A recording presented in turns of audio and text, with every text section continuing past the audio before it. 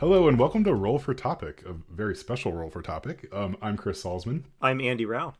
and this week we have on Matt Wilson as our guest. Can you say hi, Matt? Hey guys, how's it going? Good. So Matt, we brought you on here because you have just finished up a long-running campaign, and this seems to be like a little bit of a tradition with you. Whenever you do this, we like to bring you on and let you kind of decompress a bit. Hey, I'm into it, so I like it. So you just finished up a campaign of Eternal Lies that took you about 18 months or so. I'm saying this all is very familiar because I played in it as well, so I'll probably have some stuff to say along with it. But yeah, so before we get too far into this, we just want to let everybody know if you're planning on running Eternal Lies or you're interested in reading it and not having things spoiled for you, this is your opportunity to hit pause on the podcast, go play an 18-month-long campaign, and then come back and hit play on the podcast before we say something that you don't want to hear. Yeah, and there's things that we can say about the campaign in general to start with that don't spoil anything about the campaign itself. And yes. I have some things to say that are definitely a little more spoilery, that talk about the ending and and some beats along the way, and I'll try and jump in and again say spoiler warning. So yeah, sure. But listener, you have been warned, so the spoilers could come furiously at any moment here. So yeah, it's let's actually kind of start, I think, there, because it's, to me, this is a bit of an interesting conundrum. Like most tabletop games, you know, you're playing a campaign, you're kind of playing a story, and sometimes the story can kind of go in different directions. With Eternal Lies, right, like this thing is structured in maybe a different way than other campaigns that I'm aware of, I guess. Yeah. So why don't you talk a little bit about like how do you prepare for a game sort of like this that has this story that you're trying to hit all these beats? For the sake of our listeners, can we pause and just do the 30-second description of what Eternal Lies is? Like, so Matt, maybe give the pitch to us that you gave to your players when you decided that you wanted to run this. Okay, that's an interesting question immediately, but here's the capsule pitch for Eternal Lies, or I guess the capsule summary.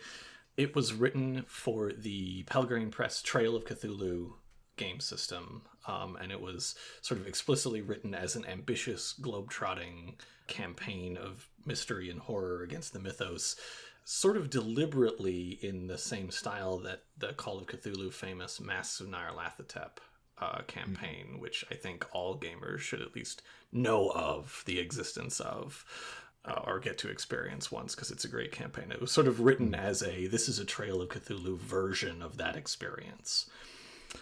That's my understanding. It certainly reads that way.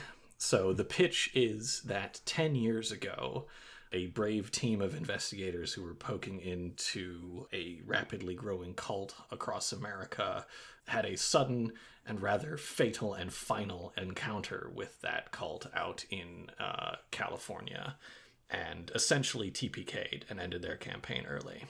And it's been 10 years since that happened, and now the daughter of one of those investigators has finally gotten up the courage to be curious about what her father was up to, and puts a team together to go figure out what happened in the past, if it's still happening now, and what can be done about it. Yeah, so then the players then play as that party. The players then play as the new party investigating. Okay.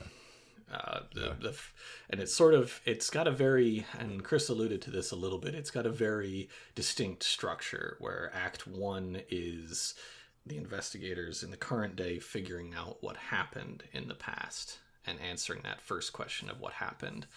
And then there's a very interesting juncture that always, in every actual play I've read of it, and also in our game, comes up at the end of Act 1, which is, well, we've done our job. We figured out what happened in the past.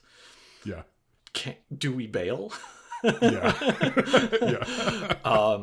And assuming your group doesn't bail, then Act 2 is a globe-spanning investigation of tracking down and trying to combat this threat from the past while making progress towards a revelation of how they can actually end this, because it rapidly becomes clear that nothing they're capable of doing at that beginning of Act 2 can truly stop the events from unfolding.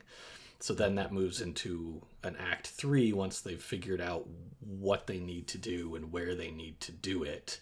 to actually have a shot at saving the planet.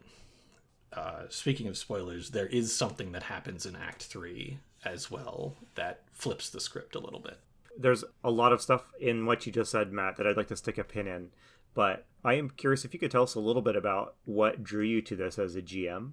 And obviously, I imagine you knew this was going to be an epic undertaking. Did you know it was going to be a 1.5 year long campaign?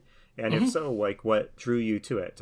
Yeah, so one interesting thing about the pitch difference for our game is that we played this as a kind of explicit sequel to Masks of Nyarlathotep, which is an idea. I'm certainly not the only person to have had this idea, but what attracted me to run this game was that I had so much fun with Masks, and we had a great Masks campaign that I actually referenced some of these characters during the Masks campaign in anticipation of someday writing this or running this as a sequel. Not with the same characters, because obviously you can't plan that far ahead, and it's 10 years later. I guess we should talk a little bit. The Masks of Nyarlathotep canonically takes place in 1925 and 1926. Eternal Lies canonically takes place in 1937.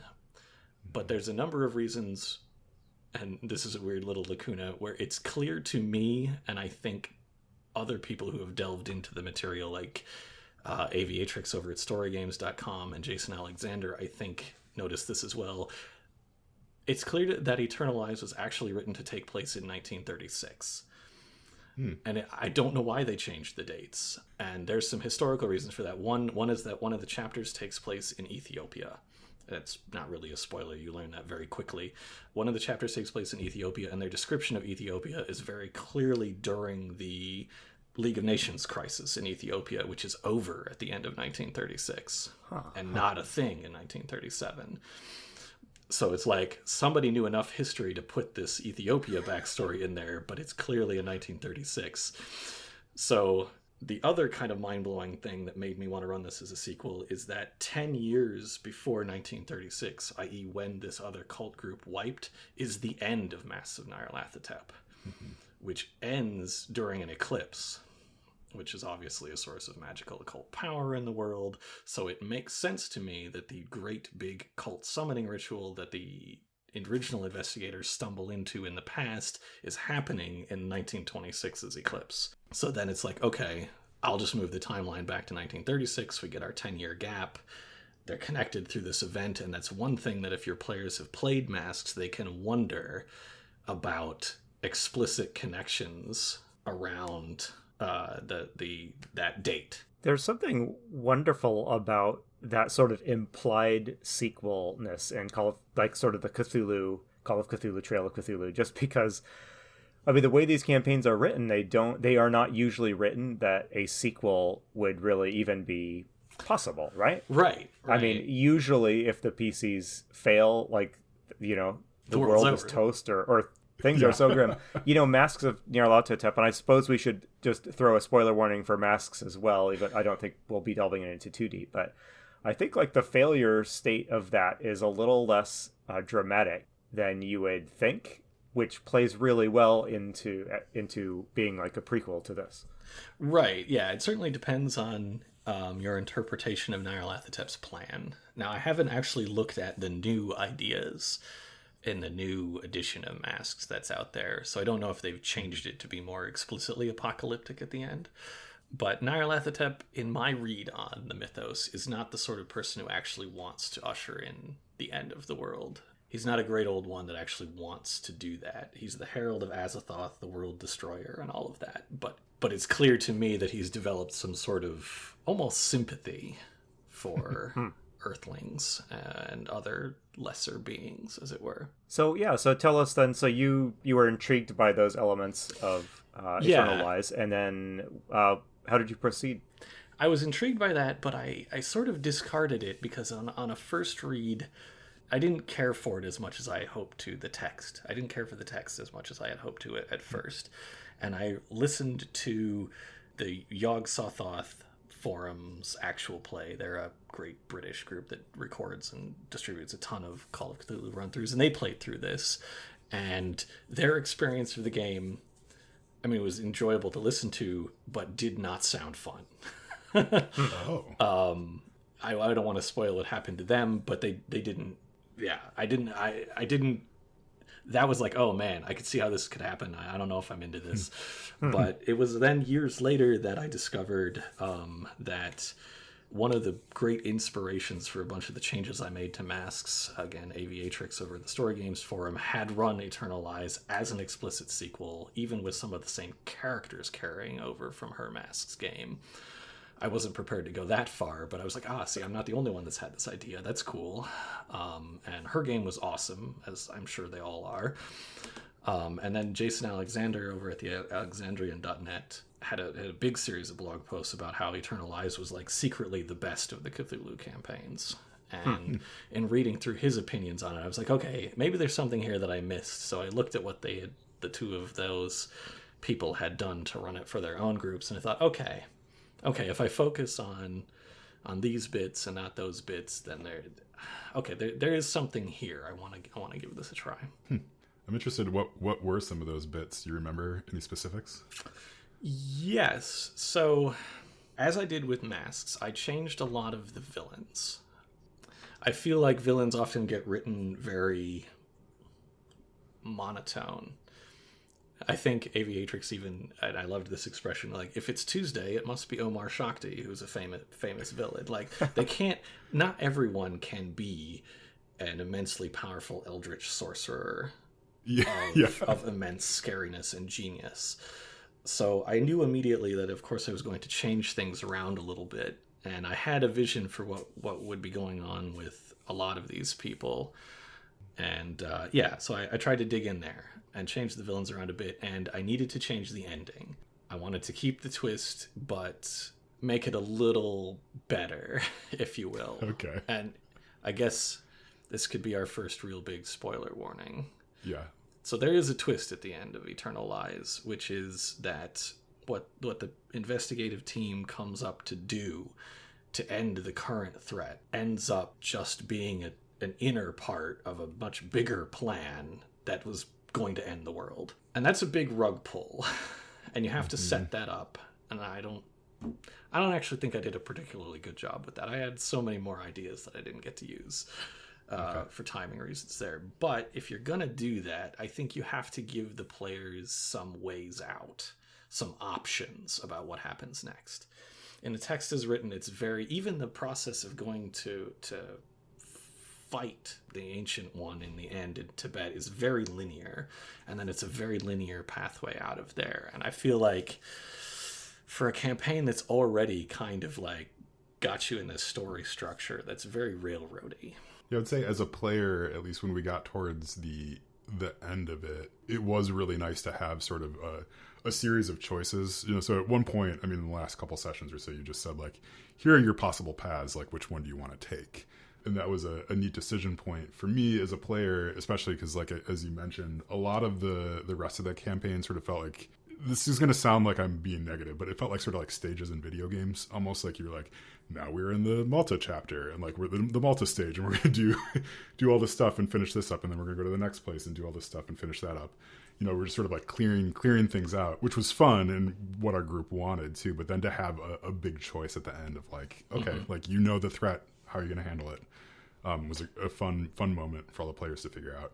I'm actually really glad to hear you say that, because that's something that Heather said to me at the time as well, in between sessions, was like, Act 2 here feels very repetitive. And that's a criticism that I have as well. Like, even with changing all the villains around, what you're doing in each of the sections of Act 2 is a game loop. Like you said, it's like a loop in a video game. The circumstances are different. The villains are different. I've tried to, provide various levels of antagonist reaction on top of that. But there's like a thing you need to do in each location, and one person. There's like the cult leader and the thing you need to do in that location. And that's static. That's a static structure. And it's very interesting because, like, superficially, Masks of Nyarlathotep and any globe-spanning campaign has a similar thing, where in Act 2 you're presented with a list of places you can go. And you know you're going to find a bad guy at each of those places, and you know you're going to do X there. But for some reason, and I do believe it's the structure of having the two things to do each time that are the same, it feels more like you said, clearing a level in a video game. Mm-hmm. You know, it was one of those things that I realized in the middle of play, and I was sort of like racking my brains for what I could do to break that loop. It's not necessarily like a bad thing, though, right? No. So, like, I mean, to me, it felt like a series of sort of smaller stories, like almost like you were running like one shots or like short campaigns for each of the chapters within Act 2, which is a really like kind of fascinating way of thinking about just putting a campaign together. You know, in general, so like it wasn't bad. I mean, like, I think there's probably some stuff you could do to like subvert that a little bit. But at the same time, it's like when you kind of describing the whole like Act 1, Act 2, Act 3. It's like, well, why was Act 2 as long as it was versus Act 3? You know, like if you're really kind of telling a story that way, but every session was fun too. So It's like this complicated. It's an interesting puzzle because I think it can work, but I found myself increasingly thinking about why I thought Masks of Nyarlathotep in our run through of it worked better, because I think it did. It might have been, and maybe we can just dive into this too, right? So like you started this game before the pandemic. Yes.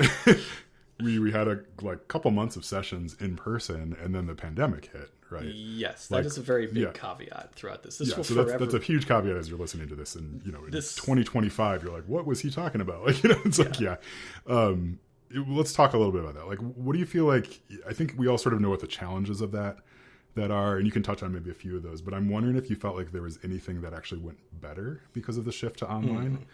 You know, were there any things that were easier? The one thing that leaps out to me is that we had almost no trouble scheduling. Yeah. We were able to keep a 2-week cycle pretty strictly, whereas like back in the Master 7C days, some months we'd only play once, some months we'd play 3 times. You know, sometimes we'd take a month off or whatever. And with this one, we were able to pretty consistently go every 2 weeks, which for me is a perfect cadence. To play at. So that's the one thing that I think worked better. It did cause me not just the pandemic, but everything that was going on last year. There were some definite casualties in my prep and ability to run the game. Just time. I didn't feel like I had enough time, and this is something I touched on in the little conclusion at the last session, where I had pretty big plans to reincorporate your characters more thoroughly as the game went on, and I don't feel like that really landed. There were some really nice moments late in the game, don't get me wrong, and I think especially in the way I re-envisioned the Tibet sequence at the end in Act 3, which is not at all from the book, really, and is mostly new, but that went pretty well because I wanted to bring, my planning all along was to bring your character moments back in there at every stage they could, try and push them towards the lake where they will all get a customized vision of the future or the past or both. The labyrinth of lies in the mountain, that's entirely character driven, that sort of thing. But it felt for some of the chapters in particular, Malta and Bangkok, which we did entirely during the pandemic, I really didn't do a great job as a GM of reincorporating character arcs into the story. Yeah. The other thing that the pandemic totally scuppered is that I had plans to produce physical puzzles throughout, and I delivered on that until we went entirely virtually. Entirely virtual. And I want to say, I think probably one of my gaming highlights forever will be when you pulled out an actual security box from like a bank bank security box and brought it out to the table, and we had to find a key and got to open it, and there was a ledger. It was really fantastic. If you read that in the book, it's like you've been given a key to a safe deposit box, so there's going to be a safe deposit box full of goodies from the past, and then it's what's in the box. It's a bunch of pictures that are hard to look at and piece together, and an encrypted text that contains the notes from the previous party that wiped. So it's like, okay, how can we make decrypting something fun? We can make it, we can put a literal ledger in a box, and if I had all the time in the world, I could have enciphered the ledger, and if you had all the time in the world, you could have decoded it. But instead, I put a puzzle where you had to line up letters in a shifting grid and find code words, and in each code word you told me got you a portion of the text. Wow. That's a wonderful way to do it. In the ledger, which that was a lot of fun to put together. It was a lot of fun to find a safe deposit box on eBay. And it's a great moment when you can bring that out. And then the other challenge there is, how do you make a manila envelope full of incriminating, horrible photographs? Well, yes, that no one actually wants to see. That no one, that you have to take sanity or stability checks just to look at. Like I went with just photographs of extremely gaudy interior decoration. Yeah. Like extremely tacky, hyper rich photos of hyper rich people's houses, and then just put little character portraits for the NPCs that were actually in the photo. Just Photoshop those up in the corner so that people could find them and ask me questions. Yeah. Oh, that's an interesting way to do it. It was really neat, and I'm sad that those plans got scuttled. But and then Savannah, there's a graveyard puzzle where you have to find something in a graveyard, and that was fun to produce a physical version of that. That I more or less took directly from Jason Alexander. So kudos to him. Was cool too. I'm given to understand he's running the campaign a second time, and for the second time he just put up some photos of, he actually built a graveyard out of foam core in his backyard for that, which is a step beyond what I did. Oh, that's fantastic. I did the first version of that, where the tombstones are all on a cork board and you have a string that you can use to but you know where that leads, though. It leads with you being featured in a 1980s Focus on the Family special as you break into an actual graveyard at night. Absolutely. So I'll just as a rundown of things that were going to happen. There's a puzzle in a pyramid in Mexico that involves trying to channel blood or blood substitute into a bunch of key points at the same time. That's obviously a pipe dream scenario that I was going to make out of tile.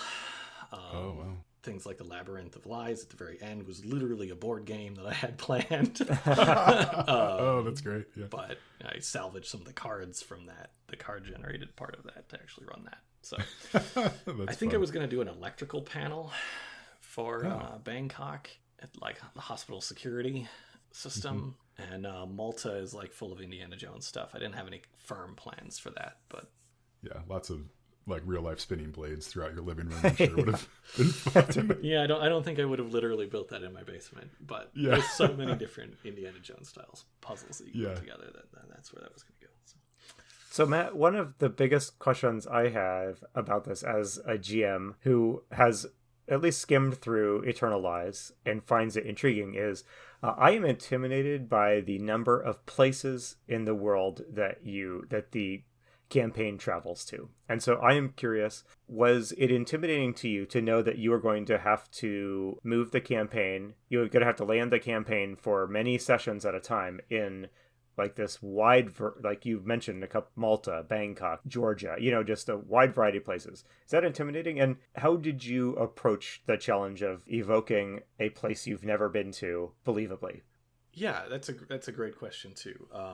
I love that stuff, just to start with. So it doesn't intimidate me, but I am always trying to get better at it. Here's one way in which I think Jason Alexander's prep on the Alexandrian.net can really help. And I did end up borrowing some of this. You have to break it down into chapters, right? Like, you're not going to be bouncing back and forth between these locales in a session. So you really just have to download a place that they're going to be the next session. And they're probably going to be there for 4 or 5 sessions. So you load one of these things into your brain at a time. At Jason Alexander's site, he literally just he's like, I'm just going to rewrite the rule book. So you focus on one chapter at a time. And he's put together these PDFs that have like everything you need for that one chapter. And he also came up with an interesting idea for his home group to help evoke the theme of places that I ended up borrowing as well, where and I did this pre-COVID and sporadically throughout COVID, I would remember to email these things out. But you can find photographs of that place in that time that are sort of evocative. And I personally, I feel like that helped. So like for the Savannah chapter, we've got a map of Savannah in the center of the table, and around it I just put postcards of what Savannah looked like in the 1930s. And one of the things is literally just a Confederate flag, just to remind yourself that this is like a Jim Crow era Savannah, so these things are going on. And when you're in Malta, there's lots of Baroque churches, and it's got some prehistoric ruins, so like the plan there is to scatter postcards from the place and time around the table. And you don't, there aren't clues in there or anything. Frequently players are going to want to look at everything for clues, but I try to make it clear these are for theme, to sort of put yourselves in that place. And I thought that was a great idea. It's certainly like, I always try to begin each session by painting a word picture of the place and what's going on there right now in a couple of sentences as well. Which is nice. I know I found that helpful. I'm not a student of history at all, or really of geography at all. So I mean, like, you saying Malta to me doesn't really mean much, and then you're saying Malta in the 30s, it's like that means even less. So like having some postcards and stuff is really helpful, just to center yourself. I'm curious though, on this point though, like what, like the tone of a game like this is so important. Like, because the stakes are so high, and it like you're playing human characters too, so you can't keep things at arm's length like you can with fantasy sometimes. Like, what did you do to set the tone, or was there anything that you felt like was successful? Because I'll tell everybody, like, the group itself was pretty jokey. We weren't really jokey in character as much. It was a lot more, joking about what was happening, just to sort of ease the tension, I think, because it was freaky at times. But yeah. So I don't know. What do you think, Matt? Yeah. So I do think it's important just to occasionally paint that word picture, and there it's important that that's not just like rote description, like in like an old D&D module where you're like, this room is 20 feet square and made out of stone. Like, instead, and this is actually something that comes from the Eternal Lies book itself, which is also good, where it provides mood sentences. They have sidebars about emotional modulation, where they provide you with like 4 or 5 examples of a sinister expression that you can put in your word picture of the place and time, and 4 or 5 examples of a more hopeful beat. And I use some of those, like, they're professional writers for a reason. You don't have to, you don't have to create everything yourself. I created a lot of my own material for this, but one of the things that I did keep over was a lot of those emotional modulation moments, and I tried to work those into, like, there's that time when players are like over planning and they're getting bogged down in the details of how they're going to befriend the Nazis and work with them to take on the evil cult, which is a great moment for any GM when your players are like, wait, our best plan here is to work with the Nazis. It was a very good plan. And we double-crossed them. But then, you're sort of like, okay, now it's the next day. Let me tell you about, that was a pretty dark moment when you had that realization, like, are we the baddies? Look at who our friends are. So like maybe the next day dawns in Malta, and it's a bright day with a crisp sea air, a hint of salt, and there's a seagull, flying around the crystal clear bay. And out there, there's a bunch of sailboats. You just see their little white sails as they dart back and forth on the water. And that's the sort of thing I'm talking about. That provides no play detail. I mean, it might spark some creativity, but it paints a picture of a place and of a thing you're seeing. And I don't know if it worked. Yeah. It sounds like maybe it did, but that was my idea there. And it's sort of a combination of the book as written and Jason Alexander's prep. Yeah, I mean, it makes me wonder if you hadn't done that, what it would have felt like in various moments. It's I don't think I've ever heard that concept before. Maybe I just haven't run across it. Of just that you can describe the same thing in a couple different ways. Right, like you could describe it in a sinister way or a hopeful way, right? And just setting that tone is up to you. Yeah, there's a couple of nice moments. I feel like we established this early in Mexico, where I describe what the street kids were doing. And it's actually kind of neutral. Like, this one has dropped a book and is now being pursued by a police officer. The players themselves provide what that means to them at that time. If books are bad, if police officers are bad, if street urchins are bad, that's a downbeat. Maybe they step in and they help the street urchin get away. Whatever valence you want to put on that, I feel great because it lets the characters sort of inhabit the world and in a way that isn't always about moving the action forward. Listening to you talk about this, so you did a lot of work to prep this campaign. So this is not a campaign that you can pick up and, give it a once over and then jump right in. So my question for you is, what do you gain from running a pre-published campaign like this if you are still going to have to do a lot of work? If you know you're going to need to change a lot of stuff to fit your personal interests and the style of your group. So what did you get from running Eternal Lies, the published campaign? That's a good question. I guess this is sort of how I run most things. Is there's an element of like remix culture, if you will, that I'm perpetually channeling here, where I, especially with role-playing game stuff, I see the skeleton of something that I like, and then I want to try and get in there. And with Eternal Lies, like, I love this emotional modulation bit. I love this twist at the end. I have some ideas about how to tie in this these NPCs and continue on, and I think that's an interesting thing, but I don't like X, Y, and Z, so I'm gonna switch those out. I will say with this one, I didn't actually do as much prep as it might sound.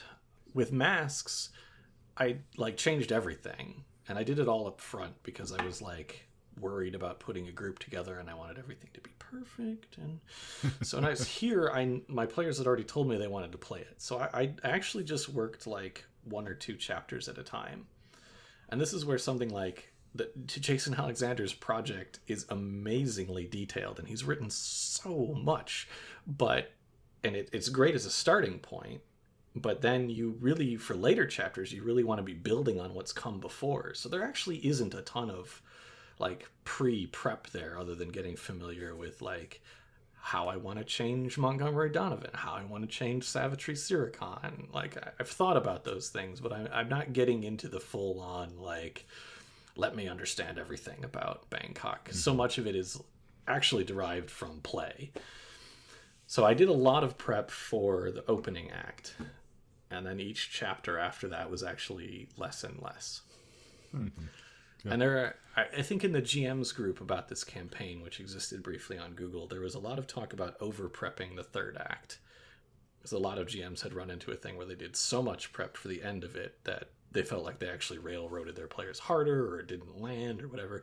I feel I under-prepped it. Having listened to that,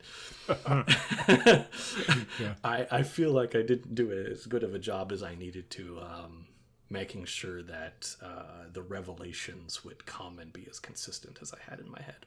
There's so many role-playing campaigns out there, not just for the Cthulhu games, but for other things that, the sheer size and scale of them, almost mandates that it will have to be heavily customized for your group. And I've always just found it interesting, and it feels to me like something that's kind of unique about this hobby. I think that there's something nice about having, a pre-written, like you called it a skeleton, I think. This framework you can kind of riff off of and make it recognizably something that's yours and it belongs to you and your group, while also giving you kind of a shared experience that you can have in common with other groups that have, run through the campaign. I don't know right. what other, hobbies give you quite that kind of experience. Right. I imagine at some point when we'll be allowed to go back to gaming conventions, I want to be a fly on the wall for one of my players talking to somebody else who's played Masks and Eternal Lies, and as they realize how very different their experiences are, yes. but how recognizable they were at the same time. Yeah. I'm curious then, would you ever run either Mask or Eternal Lies again? Yes, I would. There are. It's one of those things where there are so many things to run that, God knows if I'll have that opportunity. Yeah. I love Masks to death, and I would absolutely run that again. I'd have to find something new to do while keeping some of the changes that I made to the structure to just make it more modern and less 1980s. But okay. Eternal Lies, I want another crack at because of the COVID year thing. I felt like there was so much that I didn't get to do and that I learned about the campaign during play. And here's just one trivial example. Big parts of the story involve this substance called nectar that behaves differently in Los Angeles and Bangkok and the rules as written. It causes similar like psychotic episodes, but the symptoms of that are different. In Los Angeles, the nectar that is produced there makes you very horny and do all that sort of thing. In Bangkok, it makes you want to fight. That's great. But there's a third location here in this chapter, Malta. What is Maltese nectar like? The book doesn't tell you. Oh. Nope, Jason Alexander didn't notice this. Aviatrix didn't have it do anything different. But while we were playing Malta, and while it was very early, like the first Malta session, when Liza, who was very religious, started went on a pilgrimage tour of all of the religious sites in Malta, and just knowing that there's so much prehistoric religious sites on Malta, I was like, of course, Maltese nectar promotes religious ecstasy. That's the thing that's on par with sex and violence. How did I miss that? How did I miss that the Maltese nectar should be like this? That's just one of those like tiny things. And then the realization that, man, each of these chapters is very similar.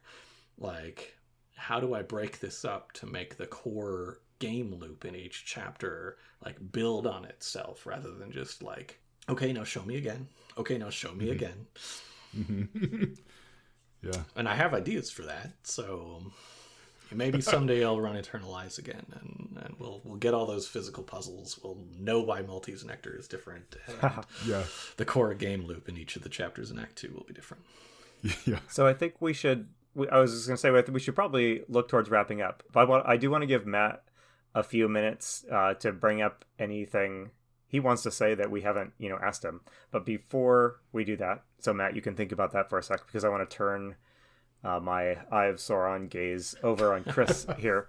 Chris, one of the joys of being a GM and getting to play in other GM's games is you get to see what they do that's cool that you can steal for your own use. So what is something you are stealing and putting into your bag of GMing tricks that you got from this Eternal Lies game?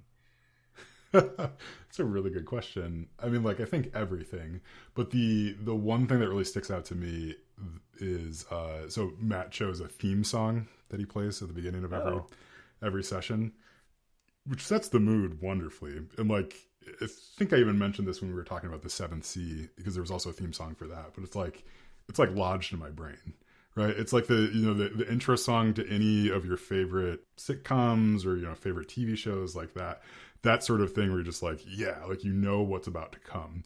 Yeah. So as far as the pacing is concerned, it's great. So we do a quick recap, and then theme music would hit, and then we knew that we're going into the session from there. So that's something that I would encourage every GM to think about somewhat, having some sort of musical cue or other cue that really sets the now we are playing. What an interesting idea, Matt. Is that something you do at all the campaigns you run, or is that something you decided to do for Eternal Lies? No, that's something that I decided to do ever since. I went on a long hiatus from role playing games, and when I came back, the first campaign back was Masks, and I had such a clear picture of what I wanted to accomplish there. It had theme music as part of it. So yeah, I started doing that, and then with Seventh Sea, I knew I wanted an episodic structure, and I still love the BBC remake of the Musketeers TV show, which has a really swashbuckly theme song that's 30 seconds long, that just okay, now the episode has started. I was like, okay, we're doing that again. And now it's just, I noticed that my players respond to it. And I feel like it is a good signal for okay, now pre-show banter is over. I'm picturing, by the way, a video. I'm picturing a 30-second video intro, like you get when you're watching your favorite show, and it's starring Yeah, Chris Salzman. my players actually like storyboarded one for the 7th game. Oh wow. And, like if we were animators, we'd absolutely have had one of those. And then the other thing, I pick a piece of art too, an evocative piece of art to play or to display while the theme music's playing. Yeah, I was going to say, bringing in some other media like that is something, Matt has done particularly well. Like, he was talking about, like, having all the pictures and stuff like that on the table. I tend to run my games very, like, theater of the mind. And that's, Matt does that as well. But I think setting the stage a little bit with some of those pictures, some of those descriptions, some of the music and things like that, just really helps you get into the right mood. I'm curious, I think... Unless you had more questions for me, Andy, I had a question for Matt. Nope. No, I'm fine with turning it back to Matt and, letting him get out anything that we haven't yet pried out of his mind. Let me get things off my chest. Go ahead and ask your question first. Yeah, okay. So my question is, without getting into too much detail about, like, who the characters are and, like, all that sort of stuff, are there any moments that you're just like, yes, this was great. This is why I play games like these. Anything that really sticks out to you? Yeah, for sure. I think one nice thing is that everyone had at least one of those moments. I really liked, say, Mark French's handling of Jimmy and his on-again, off-again relationship with his secretary throughout the Mexico chapter. I thought he did a great job with that. That was great. And then, just to brown nose a bit, I thought you did a really good job with your character at the beginning and at the end of, like, bringing it back full circle for your movie actor. It's hard to pick just one, so like I'd have to start listing out a bunch of stuff, but like the moment where the table decided that Maya's daughter had snuck onto an airplane and so she would turn up in Bangkok, and that's how you get her solace there, because we were playing a system that, in order to refresh their pools and be able to like function as high level investigators again, they had to spend time with their solaces every chapter.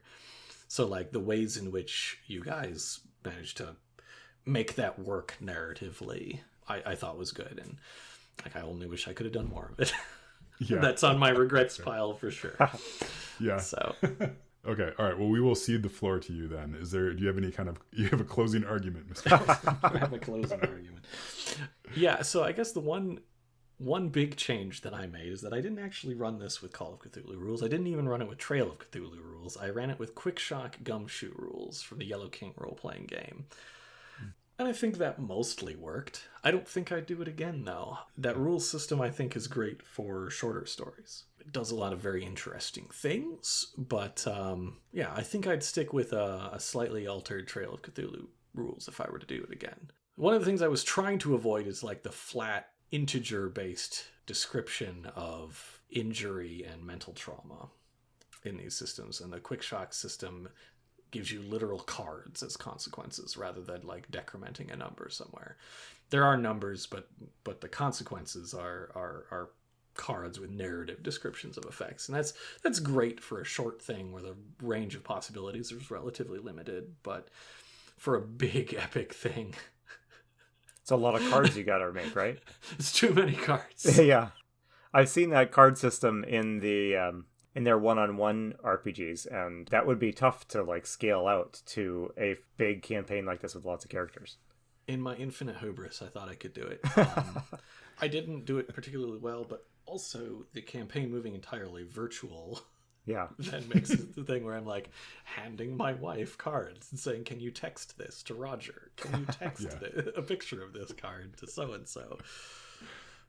That was a mistake. But yeah, there's some things I want to change from the Trail of Cthulhu rules. Like I don't like all the stability tests. I think I would probably try and do something like just flat stability losses for different scenarios and all of that. So that's one thing I was trying to avoid. That I don't think worked out particularly well. But yeah, I mean, I think on the broader theme of like big book campaigns, they're a great way to like find an arc, and then you can just replace the pieces. Like you don't need to prep the entire thing, even for an involved mystery story like this. You can actually, like, as long as you know the destination up front, you can go like one step at a time and have things work out just fine and just be a little ahead of your players. So that's one bit of advice and encouragement that I'd like to say there. And then the other thing is like get in there and rearrange the characters, and especially look at your villains and make sure that they're like, in some ideal world, like they're memorable for your players. They'll remember them years later, and not just because they were like mechanically superior. It's often like the least mechanically interesting or good characters that are most memorable. I think, like, hopefully, 5 years from now, everyone remembers Jonathan Brooks in Mexico City, even though he's not a challenging villain to overcome once you get to know him. Yeah, he's the sort of guy that though. Like, yeah, like I will this meet guy. a Jonathan Brooks at some point in my life and be like, oh, this guy. yeah. And yeah. All right, well, guys, shall we wrap it up? We're coming up on about an hour here, Sure. So Yeah, I think we should. Yeah. Let me talk. Yeah. Thanks, Matt, for coming on. This was really great. Yeah, we'll have you on again after you finish another one. 18 months from now, we'll put it on the calendar. That's the price of me being here. Yeah, Like, you could come on some other time and just roll on the table like a normal person. But, yeah. All right, so yeah, I guess quick parting shot, Matt. What are you going to run next? Like, please tell me you're going to run like a Robotech campaign or something like that as a palate cleanser. So, Chris, I actually sent my group a list of 4 options for short, like 4 to 6 session things. Okay. And they are all, there's one more traditional fantasy element or idea. There's a cyberpunk idea. There's Blades in the Dark idea. Well, that's my choice, I guess. And then there's it's actually, I realized this afterwards, it's like the John Harper special. I have Lady Blackbird on there as well. Okay. It's like 3 John Harper games and and Planescape. So yeah, that's great. So it's a decent list, and I'm looking forward to it. All right, well, hey, thanks a ton, Matt, for sharing, for giving us sort of the this postmortem of your Eternal Lies campaign. And Sure. Yeah, shout out to anyone who's thinking about running this beast, and good luck to you. And hopefully you found this conversation somewhat helpful. So, yeah, set it in 1936. Just do it. Yes. Yeah, and email Matt with questions. I'm sure he'd love love to provide some hand-holding advice. Yep. All right. Yeah. Well, thank you. I've been Chris Salzman. I've been Andy Rao. And I've been Matt Wilson. Thanks for having me, guys. Remember, if your players are having fun, you're a great GM.